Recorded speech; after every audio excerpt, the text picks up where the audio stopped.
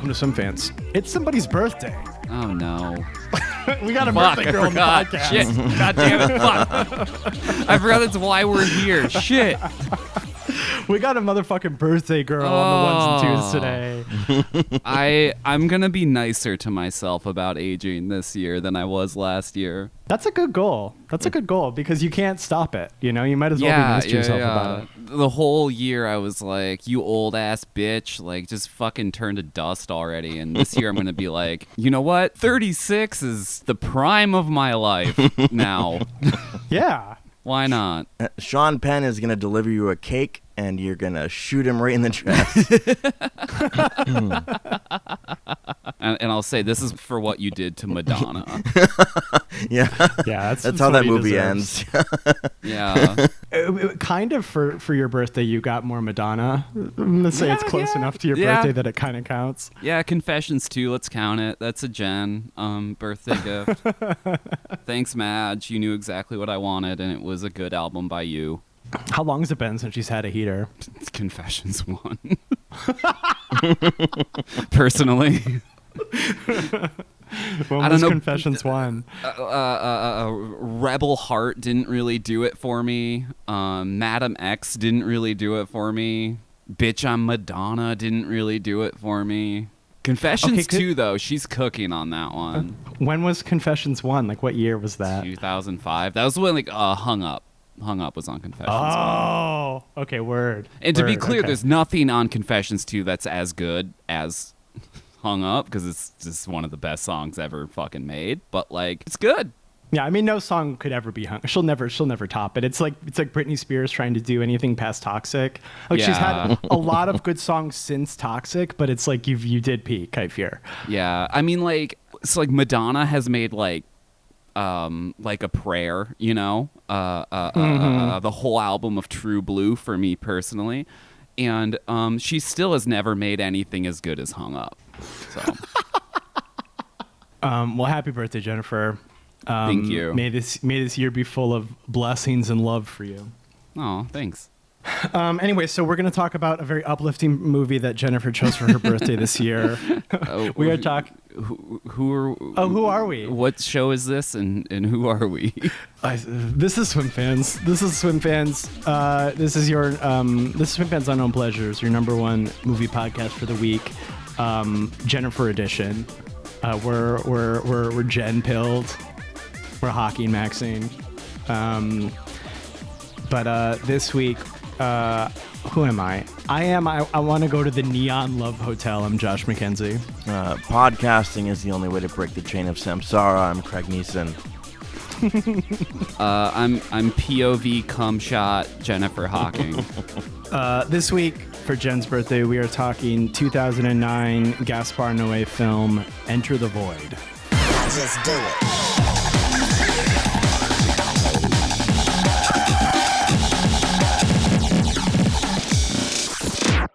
This is only our second Gaspar, right? It's just this and Climax. Yeah, I believe so. At one point, I was about to pick Irreversible, but then I didn't do it. Just the three of us being like, yeah, that was tough. Yeah, that sucked. Not sucked like it's a bad movie. Sucked as like an experience. It's just really devastating. Yeah, it's tough. It's tough.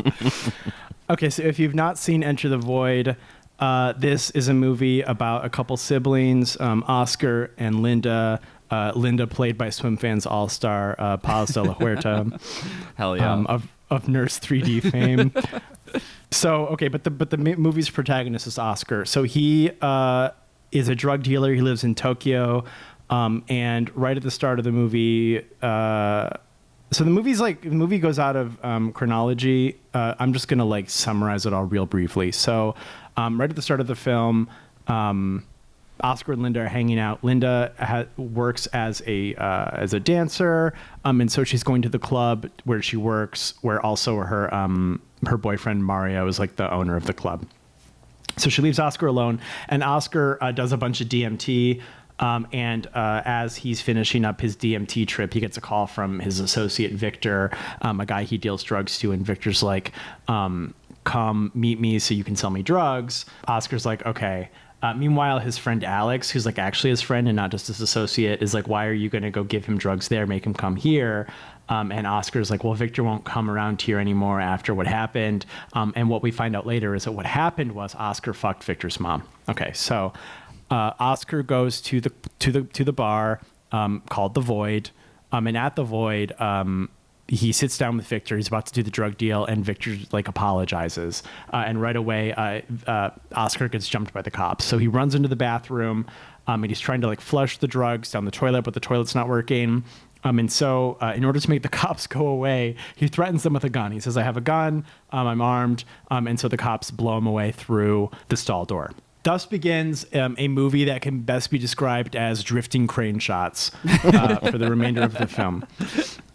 So we see Oscar. So it's understood basically that like the camera is Oscar's like spirit drifting through the past and the present for the rest of the film. So we see Oscar. He has sort of like an out of body experience with himself. He's just sort of dead on this bathroom floor, yeah, so we're just gonna sort of go forward here. Oscar and Linda, as children, their parents were killed in a car accident that they bore witness to, and so they were separated. After that, they went into different foster care homes. And once Oscar had grown up and moved to Tokyo, he got like back in touch with Linda, and he wanted to get her out to Tokyo because they had made like a promise to stay together. So he becomes a drug dealer and is able to save enough money to get Linda's ticket, and so she moves to Tokyo with him. Pretty soon after, she meets both Oscar's friend Alex, who she likes, but she also meets Mario, the guy at the club. But she chooses Mario, and so she works for him as a dancer, and also she's sort of like with him. Yeah, and then also Oscar somewhere in there has an affair with Victor's mom. He finds out, and that's why Victor chooses to set him up. So then Oscar is killed, and then afterwards, Alex is on the run now. The cops know he's a known associate. They assume he's also a drug dealer. So Alex begins to live on the streets, like to avoid getting caught. Linda is sort of like the emotional focal point from here on out. Obviously, she was very attached to her brother. He was her only remaining family. So pretty soon after Oscar dies, she realizes she's become pregnant by Mario, so she has an abortion. You know, she's sort of like devastated by this. She goes to Alex's roommate's house, and this roommate has been making like a neon replica of a neighborhood in Tokyo. So there's like a neon love hotel. There's like a whole city block, whatever. And you know, Linda begins to lament that Alex, who she liked when she moved out here, she didn't choose him, and she chose Mario instead. So she wished she could have chosen him. Victor, meanwhile, tries to come to Linda to apologize, just to sort of get absolution for setting Oscar up. Like, he definitely wanted him to get busted, but I don't think he intended him to get killed. So he's feeling very guilty. He goes to Linda. Linda like chews him the fuck out, screams at him for like 3 minutes straight, and so he leaves. He's gone. A lot of drifting, a lot of drifting in here. There's so much drifting, you guys. It's 2 hours of drifting. The last like major movement of the film is that Linda goes out because so Alex's roommates know where he is, but nobody else does. So eventually Linda finds out, and so she gets a cab. Finds Alex, picks him up, and they go to a love hotel, but also they go to the love hotel in his roommate's living room. So they're simultaneously at a regular love hotel, but also the neon love hotel. And you see this sort of like overview of all these couples having sex in this love hotel, including Victor, who's like giving like these guys head in the love hotel. But everybody else is like incidentals. But so in the last sort of scene here, Alex and Linda are having sex. And finally, at sort of like the end here, Alex, you know, he comes inside, and we sort of see this shot of, you know, sperm meeting egg. And then the very last like scene of the movie is a baby being born. And the camera's incredibly out of focus. And because the movie has switched between past and present so much, you don't know if this is Oscar being reincarnated as his sister's child, or if this is like footage of his own birth originally. And so, you know, we don't really know which of those modes we end up in. That's basically Enter the Void. Again, it's a lot of drifting. It's a lot of because you start the movie with no context, and so a lot of the middle of the movie is like the past of Oscar and Linda, their family, the car accident, that kind of thing. So there's a lot of stuff that I condensed in there, but that's kind of it. Jennifer, why'd you choose this? Okay, I love this movie. I originally saw it at the alternative cinema group I ran in college. I'd never really seen anything like it before. Like, I had seen, like, scenes that were POV, but I've never seen, like, an entire movie that was, like, shot, like, first-person perspective, especially not one that, like, drifts as much as this one does. I had seen, like, 2001 at this point, so the kind of, like, all visual film grammar wasn't like fully new to me, but like I don't think I'd seen anything quite like Enter the Void before. Maybe I haven't seen anything like it since. It's extremely like unique in just about every approach it like takes to like tell its narrative. And so for me, it doing this was like kind of like a complete like rejection of like conventional cinema. I don't know if it was like intended to be. I kind of don't think it was, but like I was like really transfixed by how like little it looked like a movie. It looks way more like when you die in Counter-Strike, you can kind of just free look around the map to like check in on how your team is doing after you die. Well, that was really my point of comparison at the time. It was like abrasive, demanding. Like it seemed laser focused on like hitting every emotion that like most films actively try to avoid. As I don't know, someone who was like into like, I don't know, horror movies or whatever, like violent movies, like really kind of like extreme stuff, I loved it. It like completely blew my mind and became like a good chunk of my personality for like 2 years, and then I like never watched it again.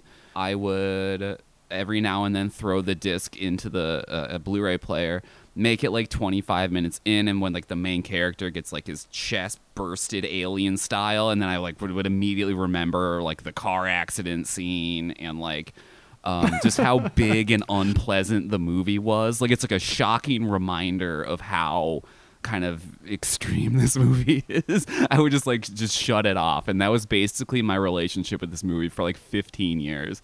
And back in February, just after we finished watching all of the Oscar movies, which is a lot of movies, I hit this kind of depressive low.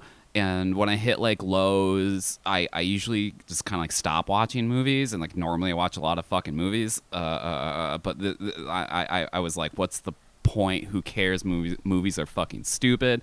I've wasted my life turning myself into IMDb. I need to figure out why I give a shit about movies again.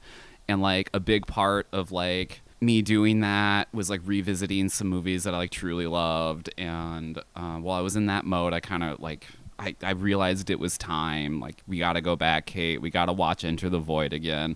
So I took a big edible and had like a traumatic time on my couch. And it turns out I still love Enter the Void. It's crazy to me that it exists. Like, I think it still looks pretty good. Some of the CG effects have definitely aged. Like, what passes for photorealism has changed a lot since like 2009. But it looks expensive as fuck. There was like no way this is ever gonna make any money, and it didn't. But I just love the experience of like looking at it. Like it's really luxurious in what it sets out to do. I just love that it, like, the camera just like never really goes where like standard movie language would expect it to go. I think returning to it, I think I appreciated the story a bit more now that I'm like older. I don't know. There's something about like the idea of a life being cut short has more of an impact on me now that I'm like older than the characters now. I like how his death impacts the world, and it's like a little soothing to see that after you die, people can still love you. That really resonated with me. It also if you die, it doesn't like clear any trauma or anything. That's also like another point. I like how long it is. The runtime to narrative ratio heavily skews runtime, but it's not an experience. It's like easy to have. And I like how kind of uncompromised it is. I like that it fully kind of takes you on this whole like Freudian journey, which I think is like really kind of unique and interesting in how it executes on that. I like the heavy emphasis on like abstract visuals. Love Paz de la Huerta in this. I think she's perfect as Linda. She's really good in this. It's kind of astonishing that like no one else ever figured out what to do with her before her career just like nursed 3D'd into dust. I hope she's doing well now. She was good in Boardwalk Empire. Yeah, she didn't have like a huge role, but she was good in it. She stole every scene she was in, but like it was maybe like 5 scenes in Boardwalk Empire. I mean, I do think, and I'm not sure if this is really a criticism, I do think there's like an undeniable hot couchness to this movie. It's like hyperfixation on like sex, drugs, and like, whoa, wouldn't it be crazy to like die? And you like fly around and like no clip through walls, and like it like kind of echoes a lot of like really insufferable traits of things I find annoying, but like I'm not really bothered by it as much here because I think it executes a lot of those ideas in like actually like extremely cool and like innovative ways. I've been talking a lot, but my last point here is that like to me Enter the Void is to like 2001 A Space Odyssey and like to what like Tokyo Fist is to like Raging Bull, where it like takes this like classic movie with like high style segments and kind of like turns that into its own movie. I think that's cool. I think this is cool. I think Gaspar Noé is cool. I love Enter the Void. Craig. Okay, I'll go. So yeah, no. When I remember first seeing this, I believe I was alone, and I fired it up in my bedroom in college. I had a big projector, a nice sound system, and I was like, oh shit, there's a lot of like, I didn't know you could do that. You know what I mean? I didn't know you could do that. I didn't know you could front load your film with palsied credits. You know, I didn't know that you could just float with a crane shot and you could like screw down into a hole. Well, actually, I did know that because of David Lynch. But like the impact that this film had on me when I was younger, like really can't be understated. I thought it was devastating. I thought it was really difficult to watch. I thought it was harrowing. This time around, I felt it to be a little aimless. I think there's far too much drifting. I think there's far too much. I think there's far too many fractals. I think it doesn't really maximize its runtime. I think revisiting a lot of the sequences over and over again kind of take the sting out.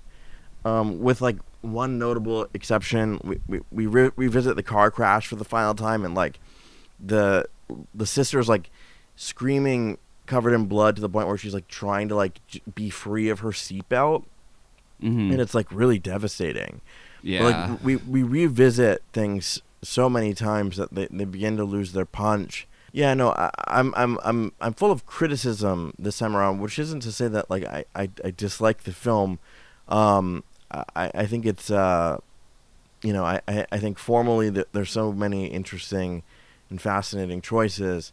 I think, you know, I've talked about how Gaspar is often antagonistic to the audience, and I mean this movie is not an exception. And the antagonism for me feels like a drain on one's time. I think it could be sharper. There's a lot of he's making sure that you know that like his sister's breast is just like his mother's breast is just like the breast of the British twink's mother's breast. Many breasts are similar. They're all similar. Everyone's a mother, and like you can come out as a baby, and everyone's sucking and fucking at the Love Hotel. Yeah, it's like a perverse 2001 Space Odyssey bedroom, right? Like everyone else is fucking, but he's the astronaut's laying comatose with the big black fucking obelisk thing in front of him. I guess it's like a rectangular prism. Monolith. The monolith. Thank you. Yeah, no, I respect this movie for what it did for me, like over a decade ago, but man, I felt its runtime in my spine. Sure. You know, Yeah. Yeah. This is really a full circle moment for me, especially on Jennifer's birthday. I've probably said this on the show, but like there is a sharp delineation between my life before I saw film as like an artistic medium and not just entertainment, and then having a movie podcast. So there was a sharp before and after, of which, you know, in no small part do I have my good pal Jennifer Hawking to thank for this. Thank you. So when we were in college together, and you know, we started to become friends. I went to was a frequent attendee of the movie club that she ran, and Enter the Void. So when Jen and I became friends, there was like a few movies that came from her to me that were like.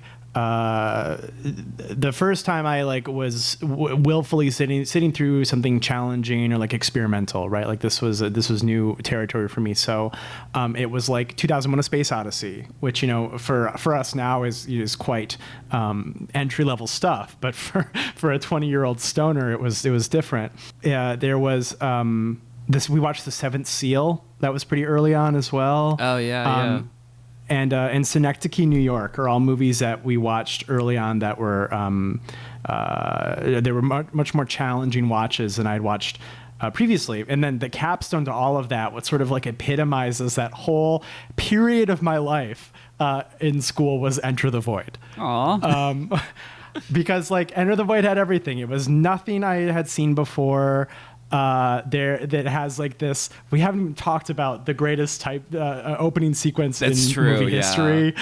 It has this incredible opening credits sequence, and then the movie is especially for a young person, it's incredibly slow. It's very aimless. It very much is like either sit down and watch this or be gone from me. Like, you're not going to get anything out of this experience. And I haven't seen this, I don't think, since college, unless we watched it together when we lived in Chicago. But if you're saying we didn't, then I didn't watch it on my own. So it's very possible I haven't seen this since I was like 20. But yeah, so having gone like full circle on like a sort of like beginning to look at movies as an art form, beginning with Enter the Void and now revisiting Enter the Void, it was very gratifying emotionally. I had sort of the opposite experience from Craig, is that this movie made a lot more sense to me now at my big age. That isn't to say that it was like super riveting the whole time or anything. But I did find myself appreciating things that I'm positive were lost on me when I saw it the first time. Like, I think Noe is quite clever about giving you everything you need as like a guidebook to understand what's about to happen for the next 2 hours. Like, he gives that to you right up front. He's like, Alex gives you actually this quite expository story about like the Tibetan Book of the Dead, and then we just proceed to do exactly what's in that book for the next 2 hours. I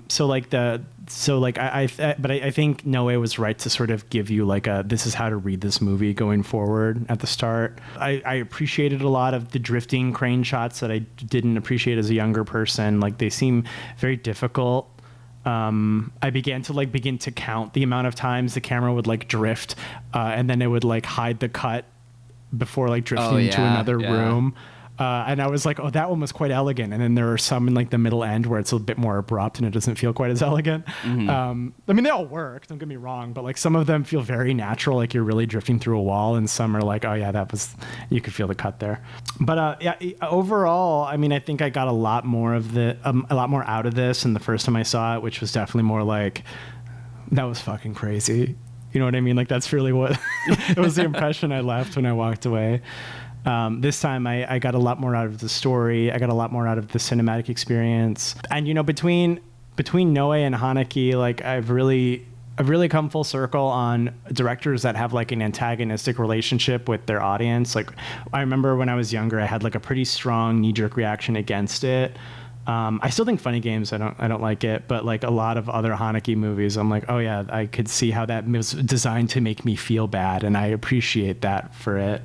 And a lot of Noé films are very much the same. I haven't seen Vortex or Lux Eterna, but I believe I've seen the rest. And they're all designed to make you feel bad in your skin.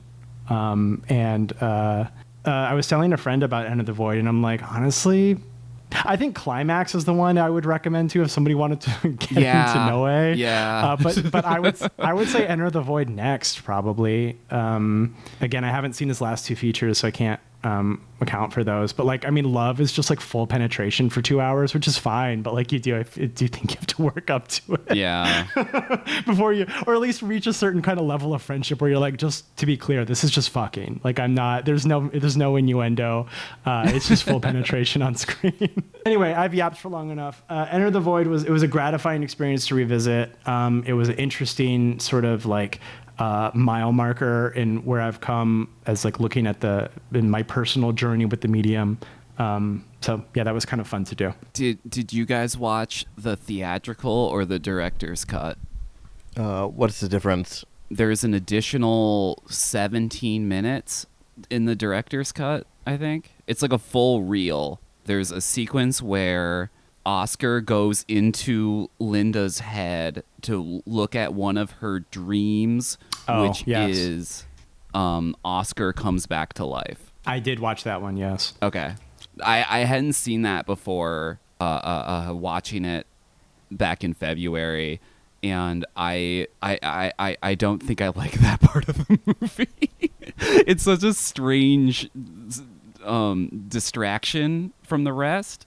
It starts throwing out its own mode of operating into being something that's explicitly non-existent, and I just don't think that works at all, even though Noé's own interpretation of his movie is strange. I guess but when we showed it at Gonzo, the cinema group, we just showed the theatrical cut because that's what I remember. IFC, they're the only company that did this. They sent us a screener Blu-ray, and it was inside of an orange Pelican case. It was protected in shipping and to an extent that is completely ridiculous. They design Blu-ray cases to ship. It's fine. But they really went above and beyond to send us a very strange copy of the movie, but that only had the theatrical version on it. So I guess I was just curious what I did not you guys thought of that segment. Did not see that version. No. I agree. So Enter the Void, its strength and its weakness is that the movie has one tool, right? It's if you only had a hammer, then you had to make a movie with a hammer. The problem with that segment, because Matt was making dinner at that time, and I was trying to relay to him what was happening while he was cooking. It's blue. It's red. Well, I can't. I mean, he only really asked when people were talking, which is infrequent. But the problem with that sequence is that when the movie works, it's because when Oscar is drifting into things, it's obvious what that's supposed to mean. So the filmic relationship between shot A and shot B is clear because it can't mean anything else. For example, when Oscar drifts inside of Linda's belly, it's clear that the following shot, which is Alex fucking her from inside, can't mean anything else, right? When he when he does the 117 wall drifting shots, you get the side of a wall and the other side of the wall, and so there's no ambiguity about what's happening. I think the difficult part with this director's cut footage is that what he does is, I think if memory serves, he just sort of drifts into Linda's head. Yeah. Which could mean anything from memories to dreams to her personhood, wearing her a skin suit, So when the movie then goes on to the scene where they get him up out of the morgue, and I think it's sorry, and it moves to Oscar's POV as if he was reanimated. It doesn't move to Linda's POV of watching Oscar. It kind of there's a break in what that means too. Yeah. And so you don't get And of course, because Oscar does a few times in the movie, like look in a mirror, but like he doesn't do that when he's like reanimated or whatever. So like we get from Mario and Linda's reactions that he's some sort of abomination. But to us, this looks like how it always looks out of Oscar's eyes. So like we see Linda like reacting extremely negatively to her like reanimated brother in the back seat of this taxi or car, or no, I think they're driving, but like she is like repulsed by him.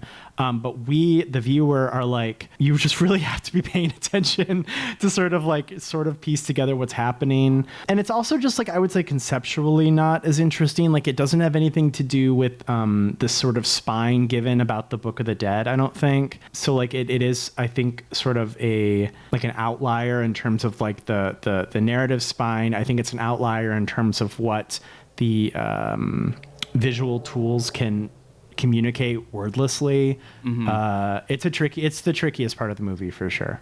Yeah, it's the one part of the movie that I think kind of stumbles. I like that we visit the same scenes from different perspectives. I think, I don't know, there's not much like more that's really illuminated in them. Like when you see like the opening scene again, but it's like from 3 feet back from where we saw it for the first time. I think I can see there being friction there. I just kind of enjoyed, like, because the narrative is so broken up, it's so disjointed, thoughts kind of just sort of like come in and out, and so like I'm kind of okay with him like recollecting on his death. I guess I forgot where I was going with this. No, I like that part. Like so you have the initial scenes where we're introduced to the characters, and then Oscar goes and he's killed at the Void, and then he drifts for a while, and then the movie like takes a lot of time to like sort of tell you about Linda and Oscar's childhood. Like you see the harrowing car crash footage, I'm gonna say 2 or 3 times. Their like vow they made to each other to always stick together, and then eventually you begin to see like his past with Alex. And then you see his past with Victor. And then the movie finally sort of like wheels back around to the scene you saw at the very beginning of the movie, where, like Jen's saying, like you're seeing Oscar and Linda talk on the same balcony that they were talking on earlier. I thought that was really effective because it felt like, okay, I'm caught up now. Yeah. Like we have been taken back to, I have all the information that's necessary to like read the rest of the movie. So I did sort of like that it was, they just repeat the same, like the same lines, the same shot setup, but it's just a little further back. I think that's one of the times when I think they use their limited tools well. Mm-hmm. I could probably lose, like if I'm really being critical, I could probably lose like 20 minutes of like tessellations. I think they're pretty and they're effective, and I think they've aged well. Actually, I think a lot of the effects in this movie aged really well overall. Those sort of like shapes, and then I think the it's all stuff that would age well, I guess, but like the lighting that's coming out of everybody when they're having sex at the end. Yeah. I think all of the sort of like post effects age pretty well, but like after a while, I did sort of start to get sleepy watching the tessellated shapes. If this was a movie that had a different relationship to its audience, I guess, or like if Noe wasn't so obsessed with having this, I would have maybe lost a lot of that, but that's okay. It looked good.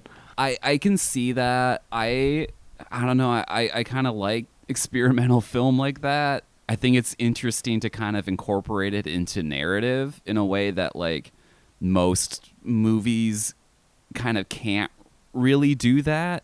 I think it's interesting that he found a way to sort of, I don't know, get like brackagey with it in an otherwise narrative film. I was also not sober when I watched it, and I thought all of it was pretty fucking transfixing.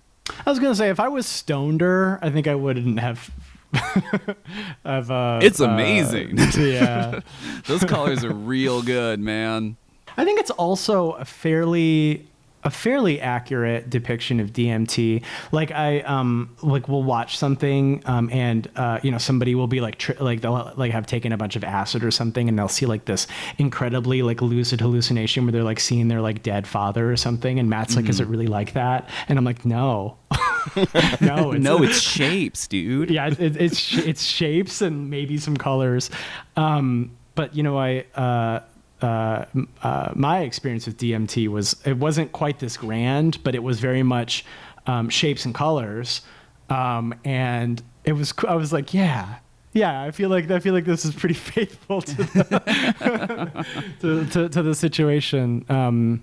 Which, I mean, I guess I would expect from Noe to like do that, but like I feel like so often you get sort of these really gratuitous, like you're on hallucinogens, right? You can use sort of the filmic state of altered consciousness to do whatever you need the narrative to do, so you can take a lot of liberties with it. But Enter the Void was like, no, it's shapes and colors.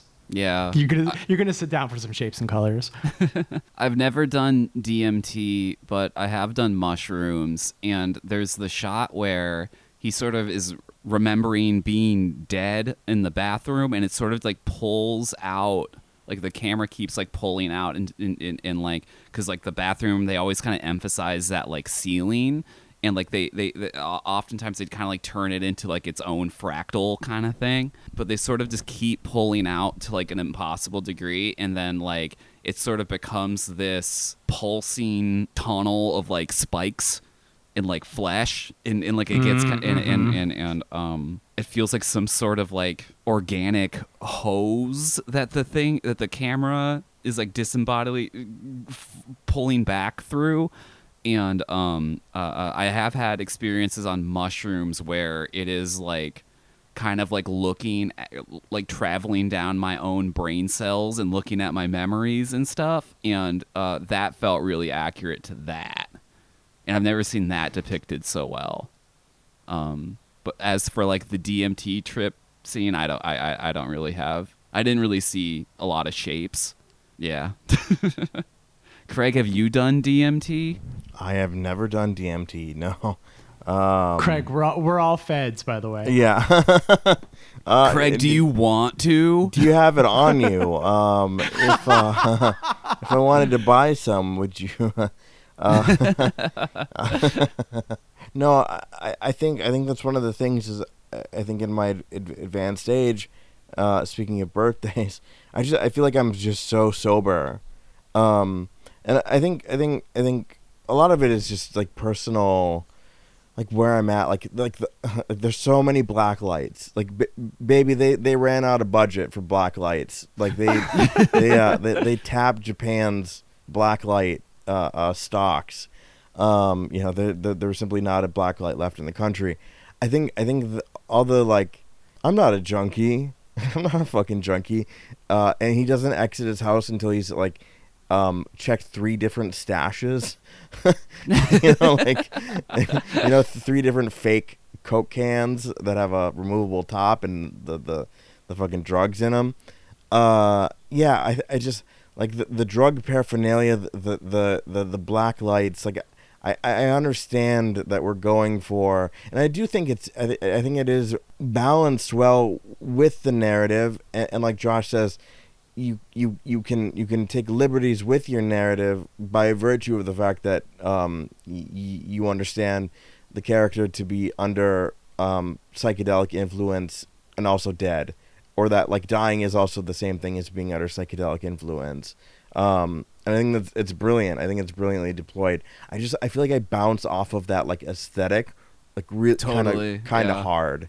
It's to me it's scary. To me, like, it could be the most like, and this is again a me problem. It could be the most like well articulated, like elegant form, but if under black light it glowed and that was a component of it, it would never not be one of those like things that the guy that sold you the worst weed in high school, like a picture of a mushroom and like a sexy fairy that like that like glue in like did like a glow in the dark thing while also being like reactive to black light. She's like Tinkerbell, but she's too busty. It's like Von Bodie art. Yeah, it's too much for me. Like it really like it crosses my sensibilities like kind of sandpaper. And I think again, fundamentally, that's a me thing. I would actually say I generally agree with you. I'm not a big like the aesthetics of tripping isn't usually something that I respond to. I think the reason why I like it in Enter the Void is that like this is like a crazy thing to say for a movie that's like all how it looks, but there's like a groundedness to it that like and maybe it's because it's the only thing the movie can do. Like it has no choice but to commit. That it like works for me in this situation. But I would say I broadly agree with you, Craig. Is that like the black lightification is generally not something I respond to. Like a black light portrait of a gnome makes me want to pass away when I see it. So. I think I'm much more agreeable to that art style than you guys, but I would never argue that it's like not kind of inherently stupid. Like I said earlier, this is like a hot couch movie. It's very like it does one thing extremely well. Like kind of like Josh was saying, but like as an experience, it's just completely unparalleled. Like in its depiction of this topic, of like the topic of like psychedelics, and I think like its commitment to that and its like impenetrability of like its 3-hour runtime and its like dedication to executing on those brands of visuals. Brands isn't the right word, who cares? I find outweighs a lot of the issues that like I would have with like overindulgence on things like that. But I do like that stuff way more than you guys. I'm getting you a velvet painting of like a panther or whatever. Hell yeah! I have a black light. I don't really use it very much, but I have one. Well, you will now. I like cool lamps. Cool lamps are fun. There's no overhead light in my living room, so I have to have lamps. That's true, but I know that you're not a big light person. I've always known that even if you had a big light, I feel you wouldn't use it. Yeah, I do think. I mean, like that's sort of the guiding idea of the movie is that like sufficient being like tripping sufficiently is sort of like dying, and that's kind of what they made a whole movie around. I do think that there is something to be said, and I guess Jen was sort of just saying this, that like commitment to one idea and just locking the fuck in will make me be like, yeah, I guess tripping is like dying. You kind of got me there in a way that like a less granular experience wouldn't make me feel, which I guess is sort of an argument for like why would a movie like this exist, right? Like it's just indulgence. It's just sort of like a guy doing like artistic masturbation, but I would argue that sometimes this like incredibly granular, maybe this is just the kind of person I am really, but this sort of like really granular like art house formula, because it only cares about one thing and it's willing to make you, it's going to charge you 3 hours to experience this fairly simple idea, can communicate in a way that I think a more, a simpler movie wouldn't. And not even because I think that Enter the Void is like super complicated, because I do think Enter the Void is pretty simple, but like because it's so willing to be like, here is 25 minutes of tessellations, here is the ceiling tube that's kind of like flesh, it's like going through somebody's intestines backwards, here is this is the Neon Love Hotel. Shut the fuck up. They go to the Neon Love Hotel. Like, don't We're here get for mad 25 minutes. Yeah, don't get mad at us. Like, you got the point that we were at the Love Hotel after like the third couple fucking, but here's 14 more. I really want you to understand that we're looking at everybody in Tokyo having sex. And like I do think there's something to be said for this sort of modality where like everything in this movie takes as long as possible to like develop this idea. Everything in this movie is like we are limiting our toolkit to exactly one technique. In a way, it communicates these ideas much more effectively than something simpler or like shorter or like more like I don't know, less initially challenging would do. The music in this movie is crazy. It's great. All really good choices. I had to be like, what's that fucking classical song? And it's like Bach's Air on a G string or whatever. And I'm like, because you know all the classical songs, Yep. but I don't know what any of them are fucking called. Yeah, Yeah, no, that bothered yeah. the fuck out of me. It took me a second, and I was like, no, what's that melody? God damn it, no, no, no. Yeah, I actually learned which one was Moonlight Sonata like last year. Like after 35 years of hearing Moonlight Sonata, I finally figured out exactly which one that is. I think I only knew Moonlight Sonata because it was in the Half-Life Total Conversion mod Brain Bread, which is a reference for no one.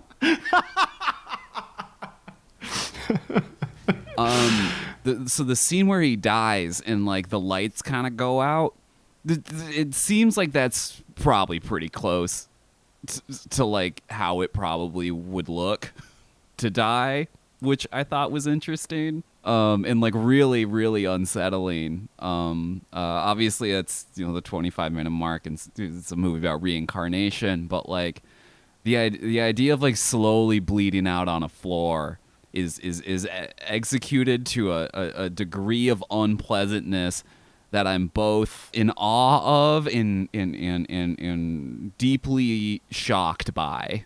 Did either of you guys have that kind of reaction to it? At least for me, what like sort of what that scene finds that's like different or special, and this is such a small thing, but like there's a moment between death and astral projecting where he's just kind of like stuck there. He's not alive and he's not dead. Like there's this like sort of extended part of that scene where he's no longer, because like you can tell when he's dying because he's like talking to himself, like he's like having thoughts, or he's like communicating them out loud. Yeah. So you can tell that he's like still not yet dead at that point, but also he's not yet become the spirit that Alex says earlier in the movie that you would become after death. There's like this like locked in like 2 minutes where you're just sort of like unblinkingly looking through his eyes. That part, was like yeah. that was like a new horror. Yeah. I guess that's what I was trying to say. Like the actual part where it's like the darkness starts like coming in, and like the focus is softening, and it's like kind of pulsing in and out. Like it'll get dark, then it'll get light again, then it'll get dark again. And it kind of just sort of like edges in that space for a while before it goes out. That was like really, really upsetting to me. Yeah, because like in a way, if it's just like lights out, like at least, I mean, you don't know what's happening, right? Like it's out, you're done. Yeah. But like but this idea where And you're The sort Sopranos. and a soprano. Yes, exactly. But like in this one, there is a quality where you are still, if not conscious, you are still seeing. Yeah, which is a chilling new way to think about the inevitable.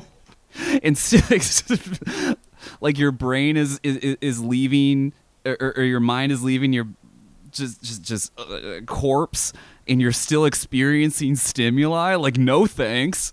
Yeah. Yeah, I hope that doesn't happen. Yeah, I guess that is interesting because I don't know. I feel like you, I guess you find a new way to think about something that's both quotidian but also ultimate. I guess death is sort of funny that way, right? Like it's the common ending to everything, but it's also like the biggest deal of all time. I don't know. It's weirdly both quotidian and insanely, I can't believe this actually happens at the same time. And so like to find I guess a new way to, again, sort of use the one tool that they have to find like a new way to display that is, I do think that's one of the punchier moments in the movie. Because like that's gonna happen to all of us at some point, and we're obviously probably not gonna get shot in the chest during a drug deal that turned out to be a bust, but like, well, don't count me out just yet. Yeah, I mean, the next 8 years of this show could go in some crazy directions. We're gonna do uncut gems pretty soon. Yeah. Yeah. Craig, do you have any thoughts about dying? Like what it would entail, like what the experience would be. Yeah, or like how it relates to the movie. Yeah, the movie sets the character up to die. Like it couldn't telegraph that anymore, right? Mhm. It's just Yeah. it's like Tibetan Book of the Dead. That's crazy. That's crazy. This book's nuts. Thank God. God. It's just a book, and it's not about to happen to me. Yeah. Let me make sure I explain it to you before we go to this bar. Yeah. I mean, I think there's much like the film pulls from like the aesthetics of the psychedelic. You know, the Tibetan Book of the Dead is also read as like a kind of trip, right? It's read in a way that's like interpretation rather than a kind of like a reality that it's essentially describing a trip of some sort, or that I mean the film invokes that idea of like DMT firing off when you're dying, that it's like not dissimilar from just smoking that shit out of a pipe, which I think smoking it would be a little bit more intense. I don't know how much DMT my brain's packing, or if it'll get a chance to release I want to know it. what's going on in there. Yeah. Yeah. Once the combine become real and chop my head off, like, I don't know if I'm tripping or what. I think it's such an obvious play, like to set up a character for death in this way. And also apparently the Japanese police were training with American police. I was also thinking that. Where they're just shooting through doors. The film is like, I don't know. I feel like it uses death more as a device than a reflection on it or something. I think it's using these sort of these tools and structures to create a formal grammatical language that's very much formless. I don't know if that made sense. So it's like structuring the film around the idea of death being a psychedelic experience. And I think that's cool. Like, I think it's really, I lived with a shaman for many years, and this a couple of mornings I'd wake up and there'd be hippies just having seen the ayahuasca mother, which means like puking your fucking guts out, just laid out in our beautiful home. Yeah, they're transcending, and you have to go to class. For real. No, for real. Like literally, like at least like half a dozen times. It's like I need to get to art history, but like there's a bunch of fucking people just laid out here. I mean, it wasn't you both been there. It was an elegant, beautiful house, but occasionally I'd have to step over people. So that imbuing the film with that idea of death being not exactly your final stop there on the traversal. Yeah, and I think it's one of the better films about that idea. I think the I'm dead thing works well in a comedic way in something like fucking why do I want to call it Rumpelstiltskin? The Winona Ryder film. Oh my God. Beetlejuice, right? You're right. Beetlejuice. It's they're trapped in limbo and outside their doors is sandworms from Dune. It's something that I think is explored quite often, and usually it feels really not good. I think this movie does a hell of a job inventing, or at least articulating a pre-existing language and then rendering it in a visual way, which is really hard, right? Like there's also a psychedelic CGI experience at the end of Annihilation, right? You have this just undulating fucking orb thing that's like a kind of inverse light of the lighthouse, And yeah, like it's hard to do that. I think the film manages to articulate something that is happens like just like in your brain, right? Like in the brains of people that are have died or have had near death experiences, or have done hallucinogens, including DMT. I think that's like a really it can get so bad so quickly. You know what I mean? Mm-hmm. Like this movie, I think does, and I'm realizing this now, articulating it out loud, that it does a really fucking good job not making it corny. Right. Yeah.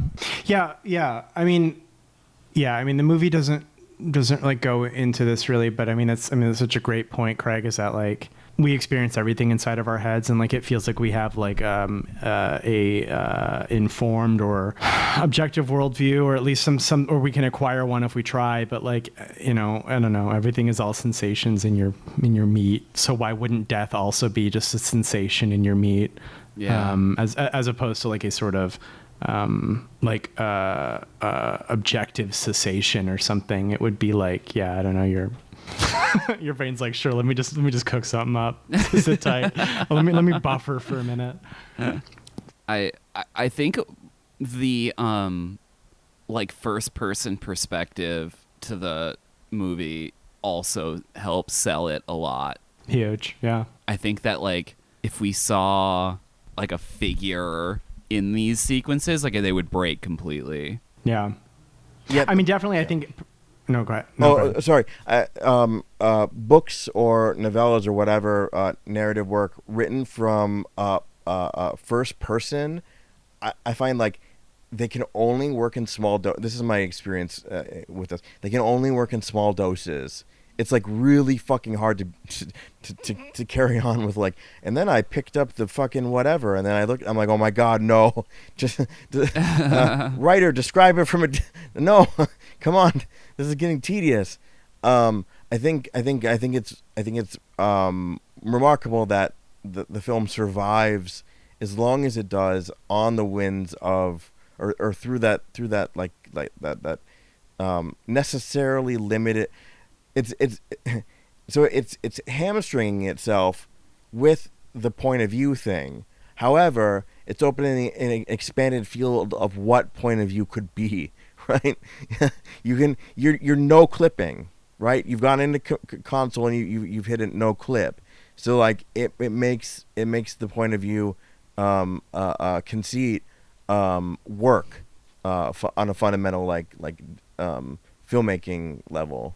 That's interesting. I don't mind a first-person perspective in a book. Oh, it just no. It has for me. It's a durational thing. I can't keep it for a long time. I'm reading a book right now called Devil House, and oh my god, it starts at first. I'm like, oh my god, I cannot be behind this writer's in this writer's eyes the whole time. But it breaks it breaks it up, and it's merciful in that way. Craig's like, if I got to hear about this Holden Caulfield bitch one more fucking second, I'm gonna crash out. Well, I mean, honestly, my only final thought, I already buried the lead. This opening credits, guys. Oh, it's amazing. It's probably the biggest legacy that this movie has is its banger of an opening credit sequence. If you haven't seen it, I would say run, don't walk to YouTube to watch the Enter the Void opening credits. Flashing lights warning, I suppose, for the most flashing lights of all time.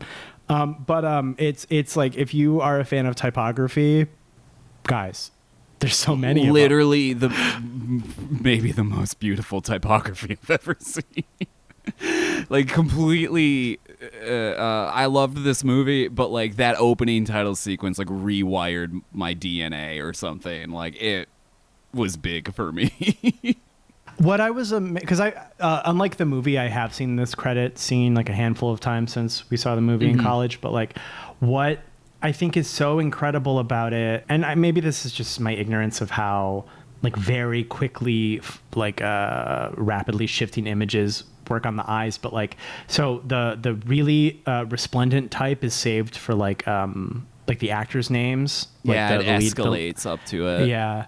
And like at those moments when it's like Paz de la Huerta's name is on screen, it'll switch between like not it'll be her name exactly as written, but like it will switch between like 8 or 9 like completely different type treatments, like different eras, different widths, different attitudes, different genres, different textures, like completely different from each other.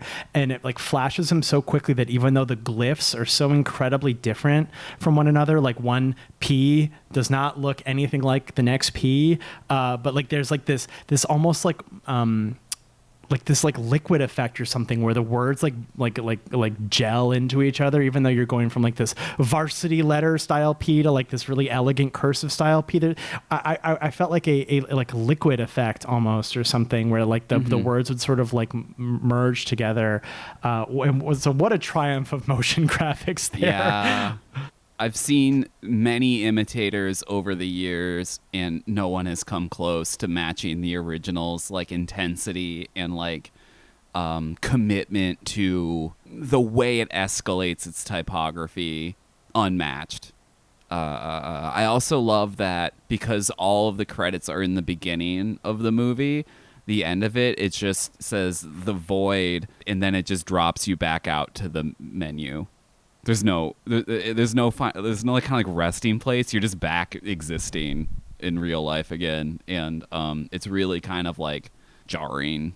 Yeah, that as a device where credits are either just not in or they've been front loaded, is that ability to drop an audience off the cliff. It's there are other movies that do it too, but like especially older movies do that a lot. Yeah, it's I was thinking about how what you call it, Obsession, which we'll talk about. Once it ends, there's like a static shot of the TV, and we hear some music that's playing, and it kind of allows you to sit with what you've just seen, but like there's something different tactically happening when you're just dropped, when it just lets you go. And I think it's well deployed here. I have one final note. No, I was going to say, is it about Futura condensed extra bold? No, great because font. Bless up. Great font. Did you guys ever read like Gaspar Noé's own like explanations for what this movie is about? No. Is it the environment? No. Don't piss me It's off. okay. So his whole thing is that like, no, it's not about a guy who gets reincarnated. It's about a guy who was like on DMT while he died, and he hallucinates that he is being reincarnated when in fact he's just dying. And I want to say to this man, that's not what your movie's about. Your movie's about a guy who gets reincarnated. Yeah, mercifully, an author's intent doesn't matter. Yeah. But it's like it's so strange to me because like there are movies. I think like the biggest offender that I've seen of it is the Nicolas Cage movie Next, where it just sort of reveals itself to like, no, it was all a dream. And then like you're back at an earlier point in the movie. It's like a bullshit ending. And he's the only guy I've ever, or the only case I've ever seen where the director is like, no, this is actually a bullshit ending. None of it happened. It was all a dream, but he did it outside of the movie. Do you know what I'm talking about? Yeah. Yeah. So hold on. Sorry. There's no difference. Sorry. Okay. Gaspar's saying it's not about a guy who gets reincarnated. It's about a guy who takes DMT and then dies. Right. So it's exactly as written, but it's not about yeah. It's not about becoming your sister's child. No, it's about a guy who dies, and there's no afterlife actually. I think if you did want to say that, you should have cut out the scene where you become your sister's child. Yeah. Well, his statement about the end of it is that's actually Oscar being born, and that's his mom.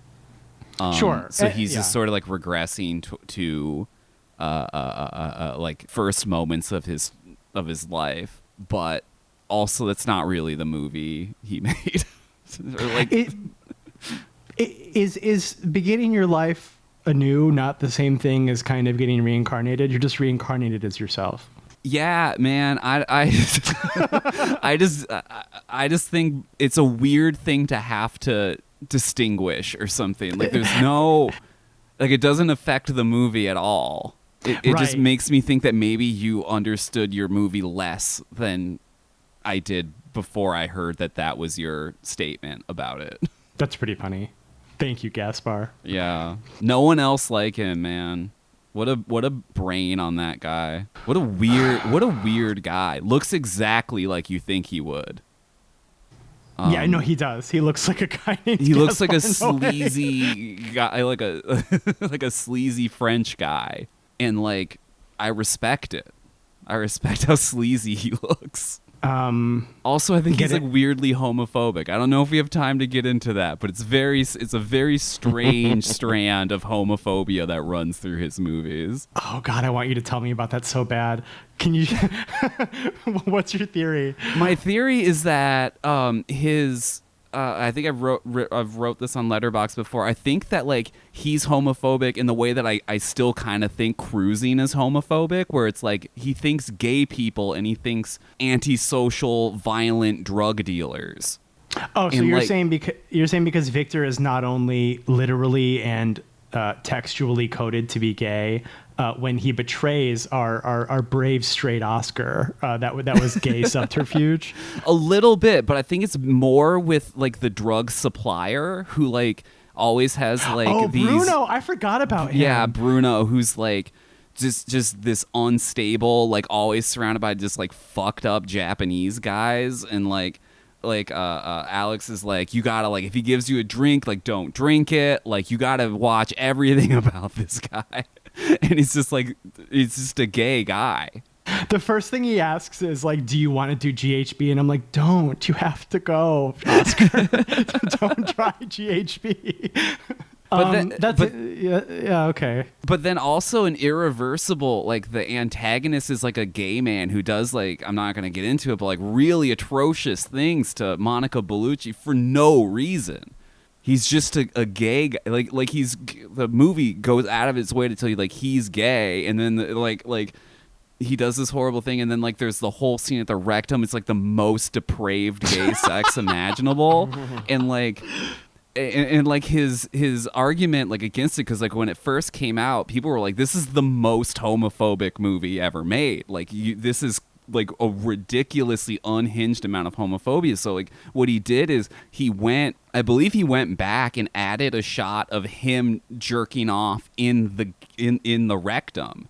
And so you see him and like he's like miming masturbating. I don't think his dick's actually out. I don't think you see his dick until Love. And I'm like, that's how you're like, hey guys, I'm not homophobic. Would a homophobic guy do this? Like footage of him jacking off? I'm like, this fixes everything else about the movie in your mind? I don't know. Okay, that's actually really funny. That's so strange, man. It's so funny strange to try to beat the allegations like by doing. That's really good, actually. Yeah. And so I think it's homophobia, but I think it's like almost harmless, or it's like more charming than like the usual like fuck you faggots, you're going to hell homophobia. It's like such like a weirder strain of it. And I wouldn't say like I like that it's there, but it is very interesting that it's there, and that it's so there in a lot of his movies. You're saying it's the kind of bespoke homophobia that you can get behind. Yeah, I don't know if I get behind it, but like it sticks out. Sure. At least it's got attitude. Yeah, there's 5 stars for Enter the Void. I gave this 4.5. I found more rewarding here on a rewatch than I expected to, honestly. I thought it would be kind of a slog, but I appreciated that it was efficient when it needed to be efficient, and then it just fucking dragged you through God knows what the rest of the time. So Yeah, 4.5. 3 for me. Yeah, just Sure. diminished return. Valid. Craig's like more rectum. Yeah. L with Whoops! no rectum. No fire extinguishers beating faces in. Whoops. Yeah. Oh, a truck? No, thank you. Happy birthday, Jennifer. Thank you. Happy birthday. Thank you. I'm gonna get you that sign that says "Enter" that Oscar has Oh, it's outside his so window. sick. Yeah. Yeah, that rocks. Thank you so much for listening. You can find the show wherever you get your podcasts. So Apple Podcasts, Spotify, YouTube, wherever you're listening, please rate, please review, please subscribe.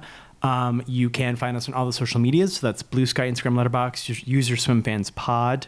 You can use all of those places and our email address, swimfanspodcast@gmail.com, to send in any questions, comments, concerns, recommendations. You can do all of that at our email address or on any of the social media sites or on the Spotify episodes if you want to. And you can subscribe to us on Patreon. For as low as $1 a month, you can get access to the entire backlog of Swimfans Patreon episodes. Thank you to all of our elite doves who do that, and you can do that at patreon.com/swimfans. I am online at all the bullshits. User Amons, AMONNS. I saw the new Evil Dead. I saw Evil Dead Burn. How was it? I think it's weird. It's like, I mean, like, it's gnarly, but like, okay, I'll say this without spoiling it. I think the movie simultaneously wanted to be more grounded, like a real gory, like French Extremity movie, but at the same time it wanted to do like the Necronomicon and like a silly dagger and all the goofy Evil Dead stuff that you like Evil Dead for, and so I think the movie wanted to be both sillier and more grounded than it was, and it's an incredibly strange tonal result that I think is not maybe what it wanted to be. I saw the 2013 Evil Dead and I saw Evil Dead Rise, and I don't recall either of them very well, but I remember Rise at least not feeling quite so discordant. Like, it was like incredibly gory, but it was like silly with it. You know, I think there's like a aggregate flesh monster at one point, which is sort of what you want from Evil Dead. This is shockingly grounded, I would say, overall. I don't know. I mean, I didn't hate it, I guess. Like, it was certainly gross enough, but yeah, I don't know. I wasn't a huge Evil Dead Burn guy. Jen. You can follow me on Blue Sky, Diatron5.swimfanspod. I'm on Letterboxd Diatron. I have been watching movies, but I've been playing Nier. I beat Nier Replicant. They really make you play the last third of that game a lot to get every ending. Boy, I can't wait for you to play Automata. You do a lot of playing this game over again. Yeah, it's weird because Drakengard doesn't really... I don't have time to get into this. I've been doing that, Craig. You can find me at Craig Neeson on Instagram and Letterboxd, CraigNeeson.com. My wife and I saw Obsession yesterday, and yeah, Obsession was fun. I think it's probably the most fun I've had in a horror... seeing a horror film in theaters in a long time. I think it has issues or whatever, but I think it was really fun, and that's a lot more than I can say for fucking like Hokum and Jokum and Locum and all the other fucking. I gotta see Hokum, man. I don't think you do. You're gonna be mad at us if you go see Hokum. You guys have brought it up so much, well, and I just gotta know. I gotta know what the fuck Hokum is. I feel like Josh and I's tolerance of something like Hokum is way higher than your tolerance could ever be, and I mean that as a compliment. I think. I think you. I feel like you're underestimating how terrible of a horror movie I can watch. So there's bad, right? There's the kind of bad that's like good, bad, right? But this is like, it's bad in a bad way, you know? Well, I would argue, okay, let me put it this way. I would argue that Hokum is at its best when it's the most similar it can be to a dark song. Right. And at its worst is when it turns away from a dark song's light and becomes something ridiculous and shitty. Yeah. Listener, I will watch Hokum this week. And I will no. report back to you. Oh, I'm sorry. And if I hate it, I'm blaming Craig. Yep. Well, Hokum I, gate. I, Josh innocent, Craig guilty. I had that coming. Yeah. All right. See you next week. Bye. Bye-bye. Bye.